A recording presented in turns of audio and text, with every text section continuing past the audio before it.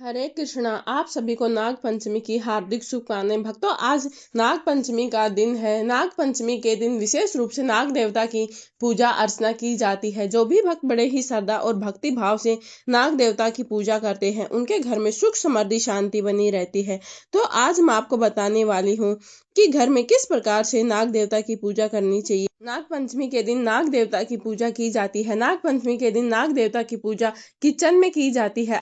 तो सबसे है पहले हमको दीवार को साफ कर लेना है। उसके बाद में हम कागज पर बना सकते हैं, नहीं तो दीवार पर हम सर्प देवता बना सकते हैं। आप अपनी इच्छा के अनुसार 5, 7, 11, 21 जितनी आपकी मर्जी हो उतने बना सकते हैं। सबसे पहले हमको दीप प्रज्वलित करना है। नाग देवता बनाने के बाद दीपक प्रज्वलित कर लेते हैं। तो दीपक प्रज्वलित करने के लिए सबसे पहले हमने पुष्प का आसन लगा दिया है। पुष्प का आसन लगा देने के बाद में हमने दीप प्रज्वलित कर दिया है, क्योंकि कोई भी पूजा करते हैं तो यह दीपक हमारी पूजा का साक्षी होता है, इसीलिए दीपक प्रज्वलित कर देते हैं। दीपक की पूजा कर लेते हैं, इसको कुमकुम तिलक लगाते हैं, पुष्प अर्पित कर देते हैं। इसके बाद में हम नाग देवता की पूजा करेंगे।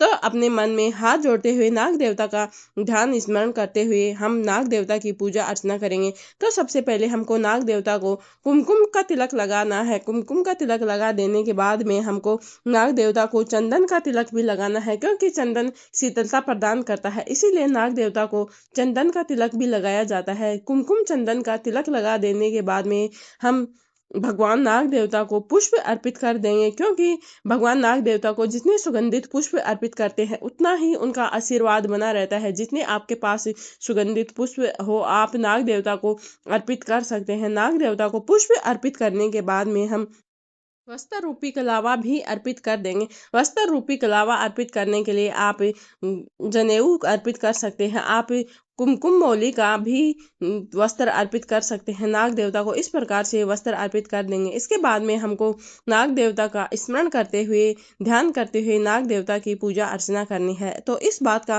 विशेष रूप से ध्यान रखें कि नाग देवता की पूजा करने के लिए सबसे पहले हम उनको तिलक लगा देते हैं, भावपूर्वक स्नान करा देते हैं। भावपूर्वक स्नान कराने के बाद में उनको पुष्प अर्पित कर देते हैं। पुष्प अर्पित करने के बाद में वस्त्र अर्पित कर देते हैं।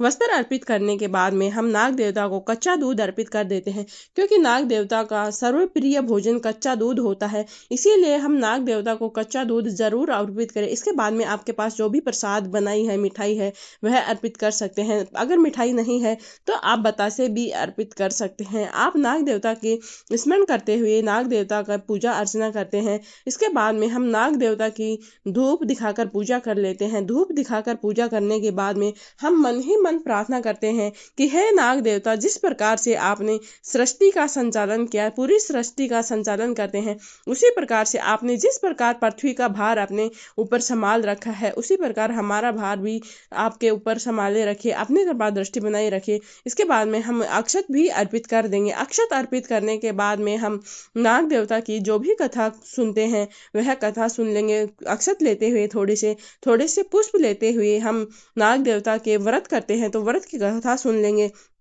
अगर व्रत नहीं किया है तो हम पूजा अर्चना करने के बाद में हम अपने परिवार की मंगल कामना के लिए प्रार्थना करते हैं। विशेष रूप से नाग पंचमी के दिन नाग देवता की अगर पूजा की जाती है तो काल स्वर दोष दूर होता है। नाग की बम्बी की भी पूजा की जाती है। इस बात का विशेष रूप से ध्यान रखें। आपने जो भोजन अर्पित किया है नाग देवता को, जो दूध और मिठाई अर्पित किया है, उसको ना ही आपको यूज करना है। आपको कुछ ऐसी जगह पर जाके आपको इसको समर्पित करना है जहां पर चींटियां हो या छोटे जीव हो, वहां पर जाके इनको समर्पित कर दें। किसी के पैरों में नहीं आना चाहिए, इस बात का विशेष रूप से ध्यान रखें।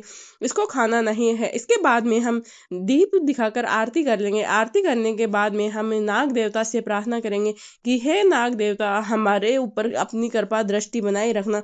जो भी भक्त आपकी पूजा करे, अर्चना करे, सावन के महीने में विशेष कृपा बनाए रखना। नाग देवता की पूजा करते हैं, उनके जीवन में काल सर्प दोष है तो वह दूर हो जाता है। अगर किसी पर काल सर्प दोष है तो उसको नाग देवता की अवश्य ही पूजा करनी चाहिए, क्योंकि नाग देवता की पूजा करते हैं तो भगवान शिव जी का आशीर्वाद भी प्राप्त होता है, क्योंकि नाग देवता भगवान शिव जी के गले में सुशोभित होते हैं। और यह सावन का महीना चल रहा है और आज के दिन इस बात का विशेष रूप से ध्यान रखें, आपको ना ही मिट्टी खोदनी है, ना ही किसी जीव को परेशान करना है। इस बात का विशेष रूप से ध्यान रखें। बगीचे में खुदाई नहीं करें, जमीन की खुदाई करने से बचना चाहिए, क्योंकि जमीन की खुदाई करते हैं तो नाग देवता को हानि हो सकती है। इसीलिए इस बात का विशेष रूप से ध्यान रखना